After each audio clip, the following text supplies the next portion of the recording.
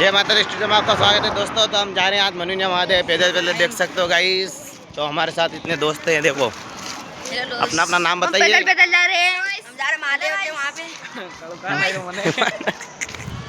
या मनुनिया महादेव जा रहे हैं, देख सकते हो गाइस। अभी तो पहले सोमवार कुछ भीड़ भी नहीं है। पानी में हम जा रहे हैं, पानी गिर रहा है, पानी बहुत गिर रहा है इधर। हम आ चुके हैं ताल तक, ताल से थोड़ा पीछे हैं गाइस। तो अब हम डब्बा सेठ की दुकान पर आ चुके हैं गाइस। हम जा रहे हैं वहाँ पर मनुनिया महादेव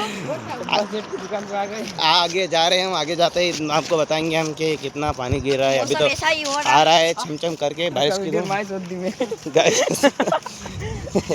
गाइस। तो ये विशाल है, इसको क्या किया, लाइक करो, फॉलो करो, इसको लाइक करो, फॉलो करो, सब्सक्राइब करो, यूट्यूब चैनल को सब्सक्राइब करो। तो अगले वीडियो में मिलते हैं हमारे गाइस। तो हमारे चैनल को सब्सक्राइब करो, मिलते रहिए इस वीडियो को। हम जा रहे हैं मनुनिया महादेव। जय माता दी। जय माता दी।